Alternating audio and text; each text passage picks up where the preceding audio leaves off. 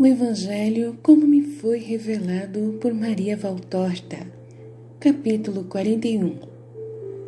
A disputa de Jesus com os doutores no templo, a angústia da mãe e a resposta do filho. Valtorta escreve dia 28 de janeiro de 1944. Vejo Jesus.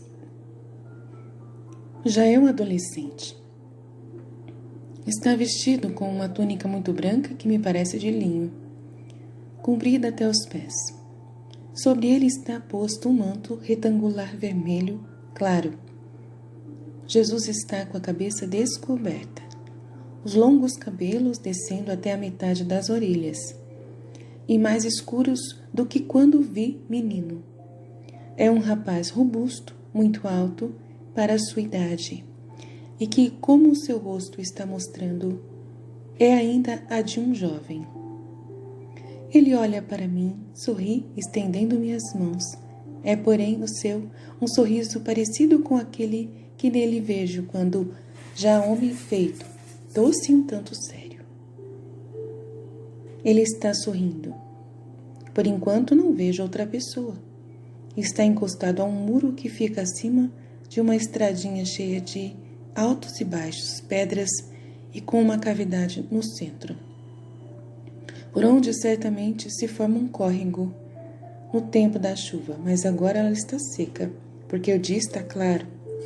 Tenho a ideia de ir-me encostar também no muro e de lá olhar ao redor e para baixo, como Jesus está fazendo.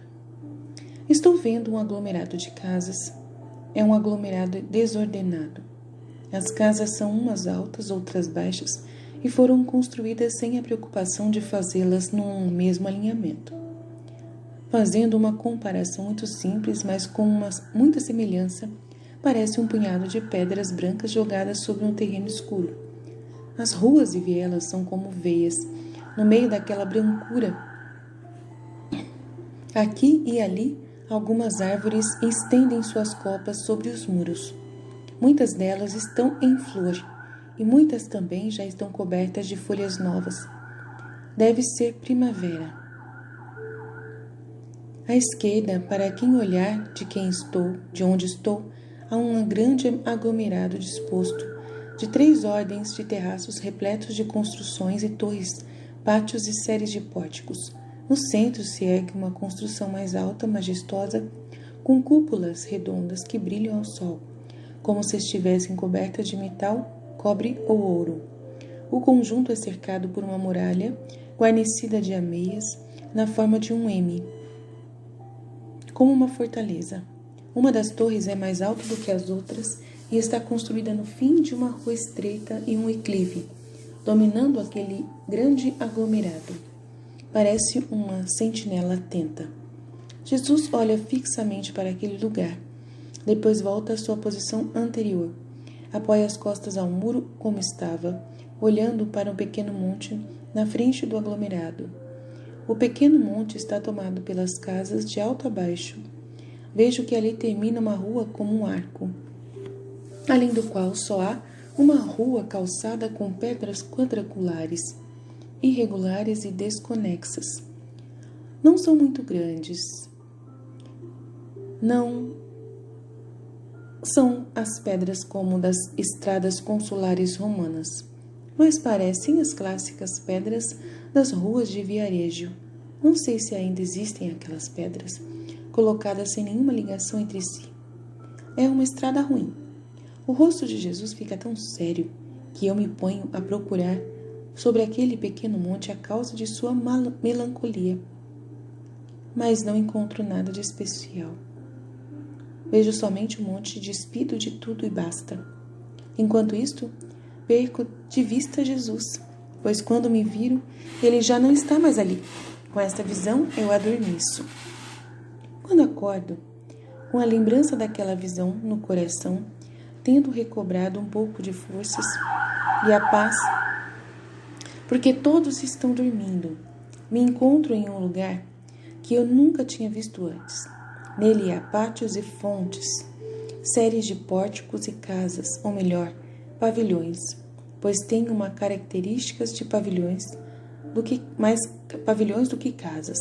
Há uma grande multidão de gente vestida à antiga moda hebraica, num forte vozerio. Olhando ao meu redor, compreendo que estou dentro daquele aglomerado para o qual Jesus estava olhando, porque vejo a muralha com ameias que o rodeia, a torre que o vigia e a imponente construção que se ergue no centro, e contra a qual vão se estreitando os pórticos, muito bonitos e espaçosos, sobre os quais há muita gente tratando de uma coisa ou de outra. Compreendo que estou no recinto do Templo de Jerusalém. Vejo fariseus com suas compridas vestes ondulantes, sacerdotes vestidos de linho e com uma placa preciosa na parte superior do peito e da fronte, e outros pontos brilhantes espalhados aqui e ali sobre diversas vestes muito amplas e brancas ajustadas à cintura por um cinto precioso. Depois vejo outros que estão menos ornados, mas que devem ser certamente pertencentes à classe sacerdotal e que estão rodeados por discípulos mais jovens. Compreendo que eles são os doutores da lei. Entre todos estes personagens eu me encontro desorientada, porque não sei ao certo o que estou fazendo aqui. Aproximo-me do grupo dos doutores, onde se iniciou uma disputa teológica. Muita gente faz a mesma coisa.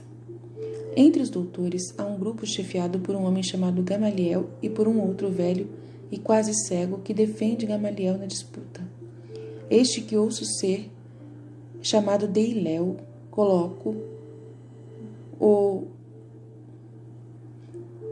porque ouço uma aspiração ao princípio do nome.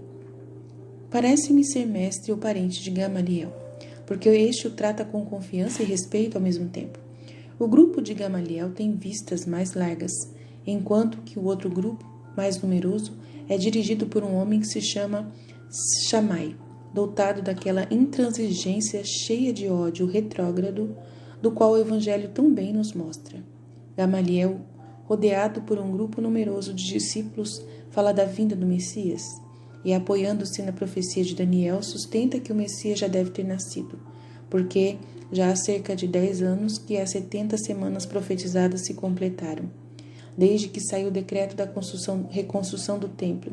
Shammai o combate, afirmando que se é verdade que o templo foi reedificado, também é verdade que a escravidão de Israel aumentou, e a paz que haveria de trazer consigo aquele que os profetas chamavam de príncipe da paz está longe de existir no mundo, especialmente em Jerusalém, agora oprimida por um inimigo que ousa levar a sua dominação até dentro do recinto do templo, que está dominado pela Torre Antônia cheia de legionários romanos, prontos para reprimir com suas espadas qualquer levante de independência dos patriotas. A disputa cheia de cavilações dá sinais de que irá prolongar-se. Cada um dos mestres faz ostentação de erudição, não só para vencer o rival, mas para impor-se à admiração dos ouvintes.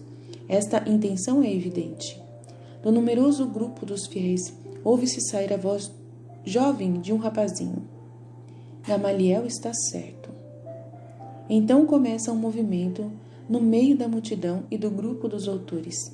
Estão procurando quem foi que disse aquelas palavras. Mas não é preciso procurá-lo. Ele não se esconde e vem abrindo caminho por entre a multidão, aproximando-se do grupo dos rabinos. Reconheço nele o meu Jesus adolescente. Ele está seguro do que diz, com aqueles seus 2 olhos cintilantes e cheios de inteligência. Quem és tu? Lhe pergunta.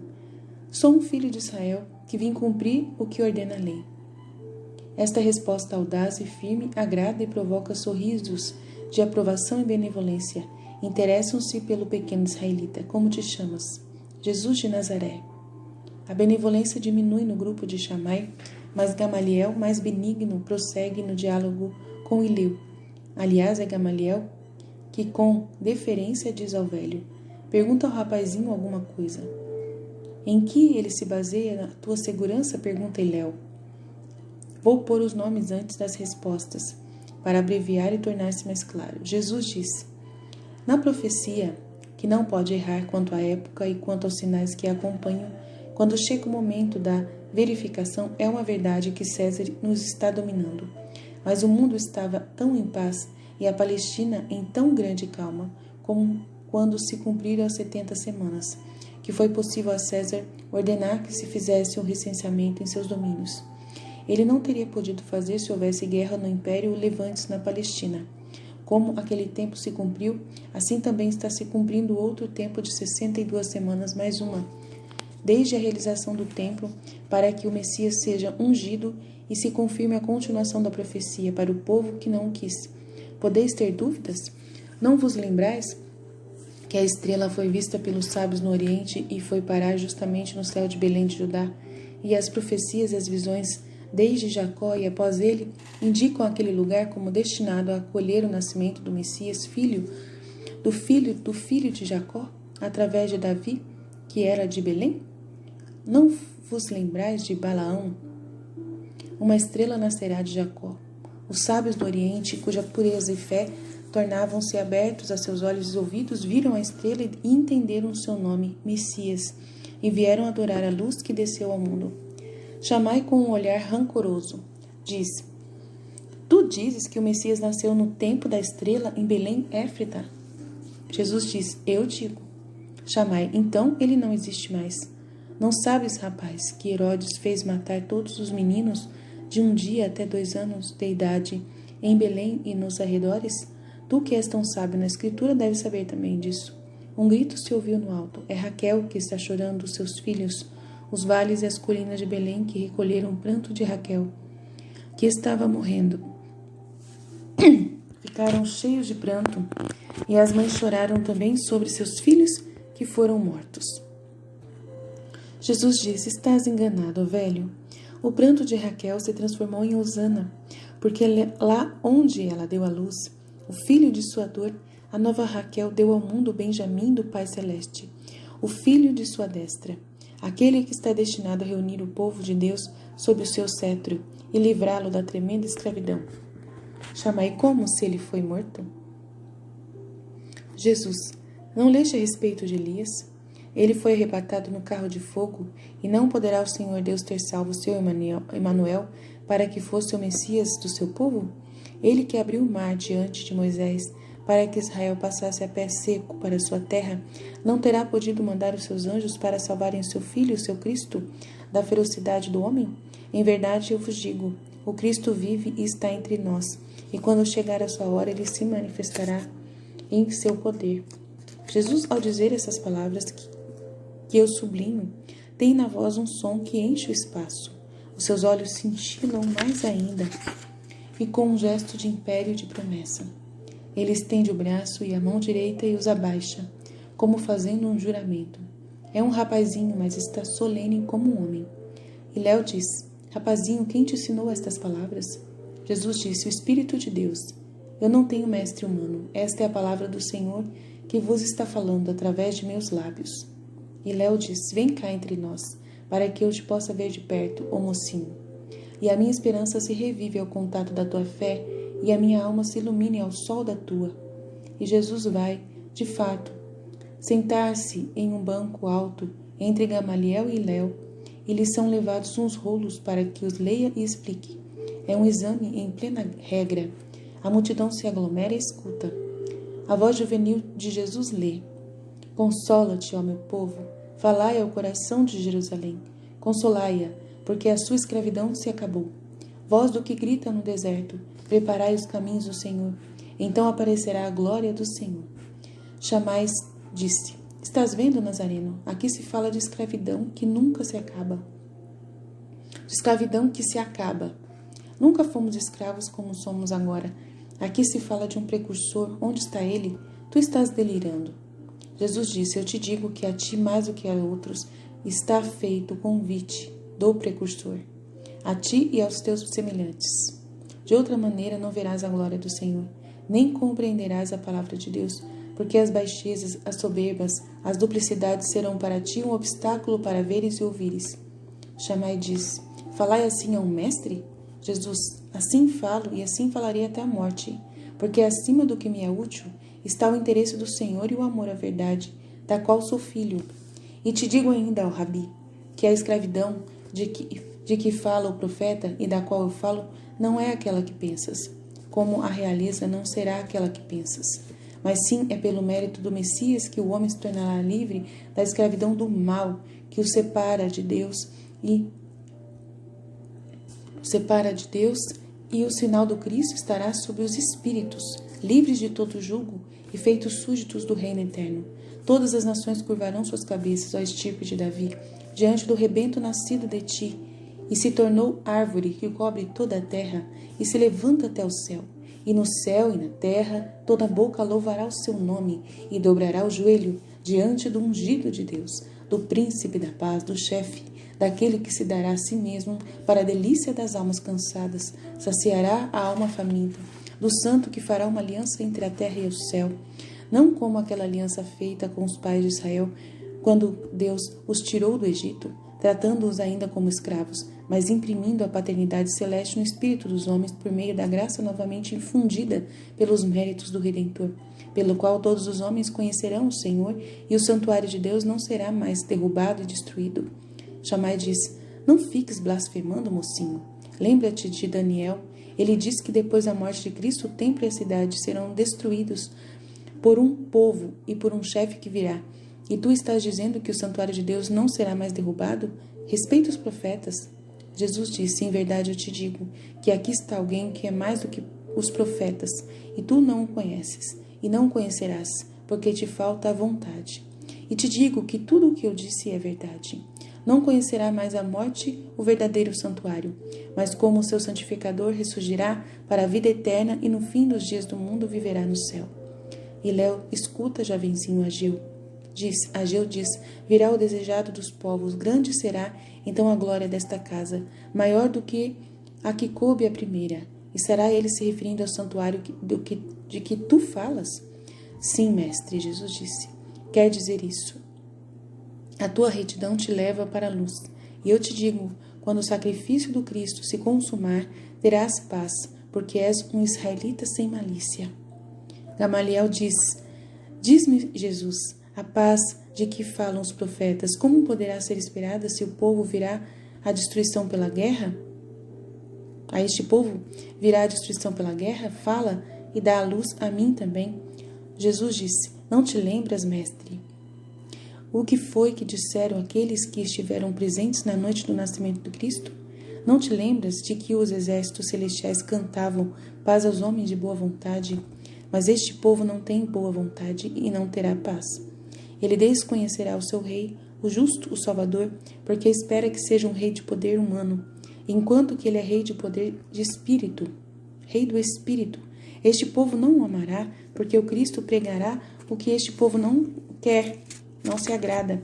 O Cristo não depilará os seus inimigos com seus carros e cavalos, mas sim os inimigos da alma que dominam com possessão infernal o coração do homem criado pelo Senhor, e esta não é a vitória de que Israel está esperando dele.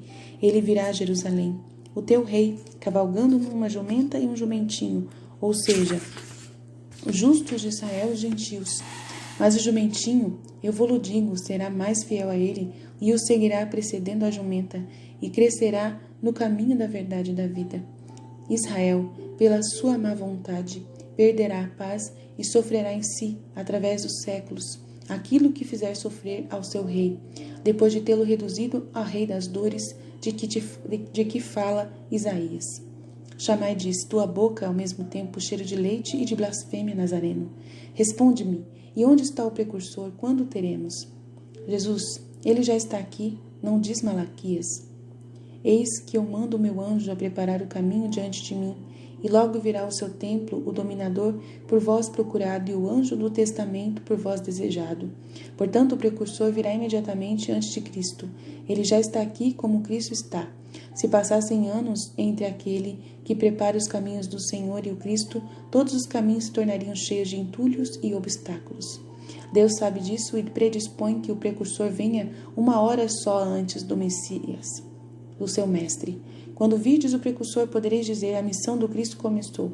E aí, a ti eu digo: o Cristo abrirá muitos olhos e muitos ouvidos, quando ele vier por estes caminhos, mas não os teus. nem o dos iguais a ti, que lhe dareis a morte, em troca da vida, que ele vos oferece. Mas quando mais alto do que este templo, mais alto do que o tabernáculo, fechado no Santo dos Santos, mais alto do que a glória sustentada pelos querubins, o Redentor estiver sobre o seu trono e sobre o seu altar, fluirão de suas 1000 feridas, maldições para os deicidas e vida para os gentios.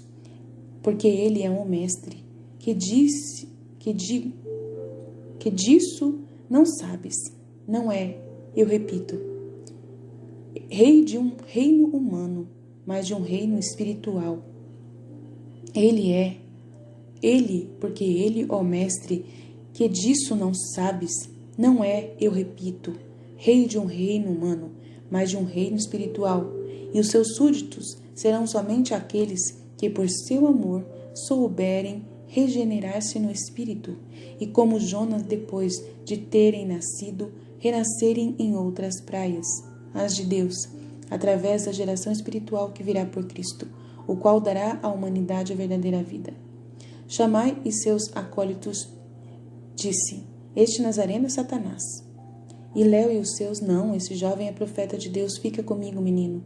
A minha velhice transfundirá tudo o que sabe ao teu saber, e tu serás mestre do povo de Deus.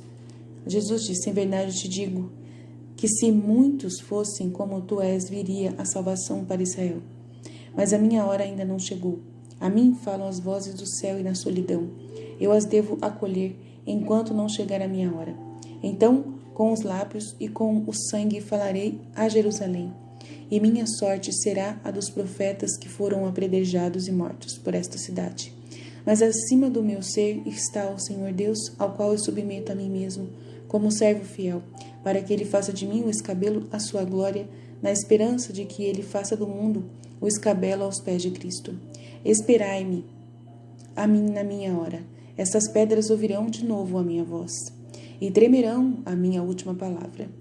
Felizes aqueles que naquela voz tiverem ouvido a Deus, e crerem nele, através dela. A estes o Cristo dará aquele reino que o vosso egoísmo deseja que seja um reino humano, mas que é celeste, e pelo qual eu digo, eis aqui o teu servo, Senhor, que veio para fazer a tua vontade. Consuma-a, pois eu anseio para cumpri-la. E aqui, com a visão de Jesus com o rosto inflamado pelo ardor espiritual erguido ao céu, de braços abertos em pé, no meio dos doutores atônitos, termina minha visão. Já são 3:30 do dia 29 de janeiro de 1944. Aqui eu teria que dizer duas coisas que lhe interessam com certeza e que eu havia decidido escrever logo que saísse da visão. Mas como há outra coisa mais urgente, escreverei aquilo depois. O que queria lhe dizer no começo é isto. Ela hoje me perguntou como foi que eu pude saber os nomes de Léo, de Gamaliel e de Shammai. Foi a voz, que eu chamo de segunda voz, que me disse essas coisas. Uma voz ainda menos audível do que a do meu Jesus e dos outros que ditam para mim. Estas são vozes, como já lhe disse e repito, que meu ouvido espiritual percebe iguais a vozes humanas. Eu as ouço doces ou iradas, fortes ou suaves, risonhas ou tristes, como se alguém falasse bem perto de mim. Esta segunda voz é como uma luz, uma intuição que fala ao meu espírito, e não ao meu espírito. É uma indicação. Assim é que enquanto eu ia me aproximando no grupo dos disputantes e não sabia quem era aquele ilustre personagem que ao lado de um velho disputava com tanto calor, este alguém me disse, Gamaliel e Léo. Sim, primeiro Gamaliel, depois Léo. Não tenho dúvidas. Enquanto eu pensava quem seriam esses homens, o indicador interno me indicou o terceiro antipático indivíduo, exatamente enquanto Gamaliel o chamava pelo nome. E assim que eu pude ficar sabendo quem era este de aspecto farisaico. 22 de fevereiro de 1944, Jesus disse, voltemos muito, muito atrás. Voltemos ao templo, onde eu, aos 12 anos, estou disputando. Ou melhor, voltemos às ruas que levam a Jerusalém e de Jerusalém ao templo. Veio a angústia de Maria, quando, tendo se reunido as filas dos homens e das mulheres, viu que eu não estava com José. Ela não levanta a voz, em ásperas repreensões contra o esposo. Todas as mulheres o teriam feito. Vós o fazeis por muito menos, esquecendo-vos de que o homem é sempre o chefe da casa.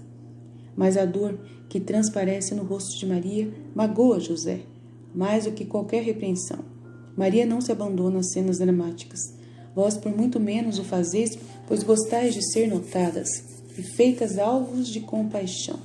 Mas a dor contida de Maria é tão evidente, pelo tremor que a toma, pelo rosto que empalidece, pelos olhos que se dilatam, que comove mais do que qualquer cena de pranto e de clamor. Não sente mais cansaço nem fome. O caminho foi longo e depois de tantas horas não tomou nenhum alimento. Mas ela deixa tudo. Tanto a enxerga que está sendo arrumada, como a comida que ia ser distribuída volta atrás. É tarde, a noite desce, não importa. Cada passo que dá leva de volta para Jerusalém.